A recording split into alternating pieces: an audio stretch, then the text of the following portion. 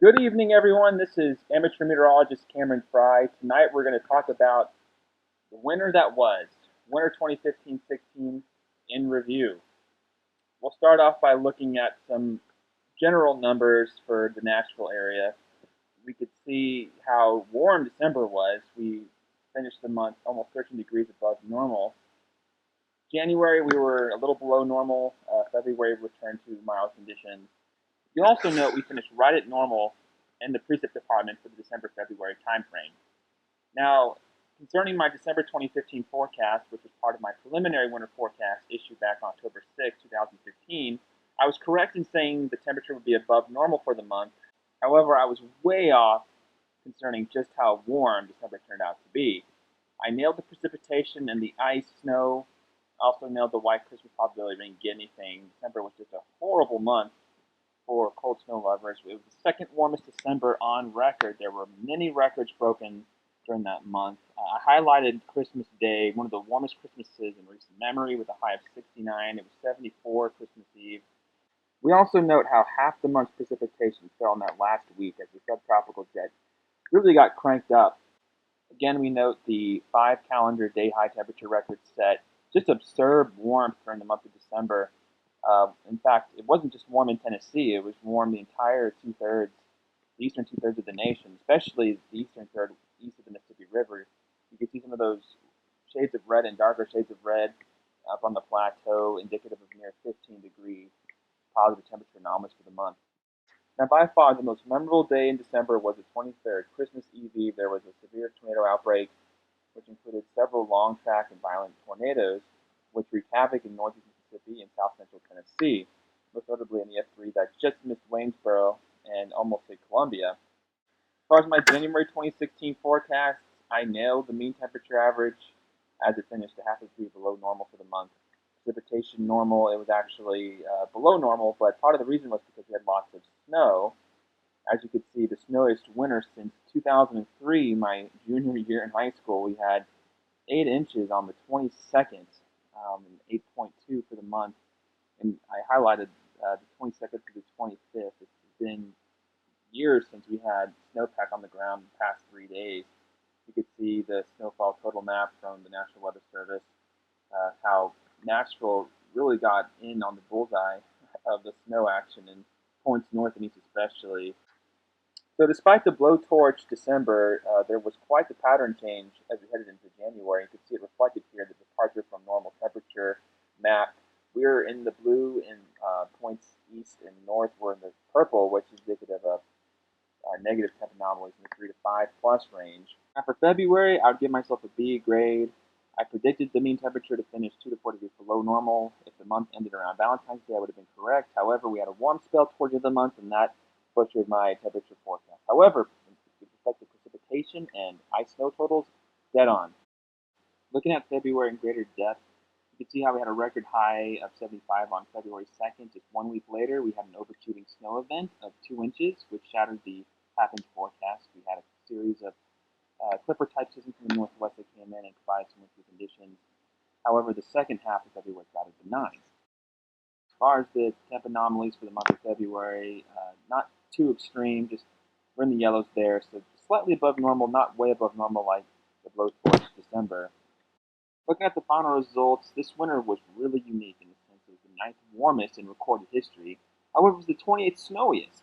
And we're talking about analogs and records that go back to the early 1870s. So 28th snowiest winter is actually not that bad considering how warm the winter was. Now, a lot of that was thanks to December. However, when you consider recent history, we find just how fortunate we really were to see the snow that we did. Case in point, this winter was 7 degrees warmer than last winter, yet we received 5.2 inches more snow. In fact, we received more snow this winter than the previous 4 combined. Now let's look at the departure from normal temperatures as a whole for all of meteorological winter. Again, you can see the effects of an historic December in this map. In a typical El Nino pattern, you see a lot of blue shades, indicative of colder than normal temperature anomalies. However, the way December panned out, it really torched the entire month as far as anomalies are concerned, and you can see that reflected. Interestingly, if you started winter on January 1st, Nashville would finish the winter cooler than normal, slightly cooler than normal. You can see how west, the ridge got pumped up, and you can see reflected in the positive temperature anomalies in Texas and Oklahoma. However, you get over this way, east of the Tennessee River, and you can see negative temperature anomalies, which is indicative of a pattern change, which occurred. I'll get to that in a moment. As far as the percent of normal precipitation, I find this map very fascinating, kind of a tale of three cities between West, Middle, and East Tennessee.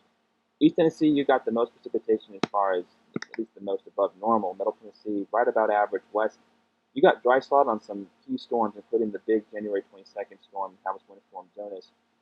Some of you may recall how Memphis got the shaft while Nashville scored big time. Knoxville actually didn't score as much, although they got a couple inches out of that. Now, in light of the outcomes, it's time to talk about how we scored in a warm winter, we being Middle Tennessee. Again, in a typical El Nino pattern, you have two distinct jet streams, the polar up north and the subtropical down south, the two kind of running parallel to each other, not really interacting that much, allowing drier than normal conditions to set up in the northern Tennessee and Ohio River valleys. When we look at the 2015-16 El Nino, you'll see how that drier than normal air axis shifted west towards the mid-Mississippi River Valley and the Ozarks, which left middle and eastern Tennessee kind of in between that and the main dominant storm track, which took loads from the southern Gulf up to the East Coast. In addition to the favorable storm track, we also had some teleconnections in our favor. We'll look at the Arctic Oscillation on the left. You can see there it was definitely up and down, definitely a roller coaster this winter. Had several episodes dipping below the neutral line in negative territory. When it goes negative, that just means that the door's open for cold air intrusions to dive eastward. The NAO kind of determines the placement. If it's positive, usually it has a hard time making the southeast, and as you can see, it only went negative once, and that was around the time Winter Storm Jonas happened. But the Pacific North American Oscillation was our savior this winter, as it stayed positive all winter, allowing that ridge to pop up west and allowed troughing to occasionally dip into the eastern third of the United States, which gave us a shot for snow as it merged with the favorable storm track.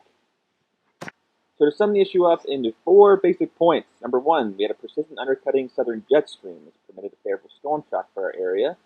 Number 2, the axis location of troughing with respect to number 1, that southern jet. Nashville was in a great spot. We didn't have to worry about suppression.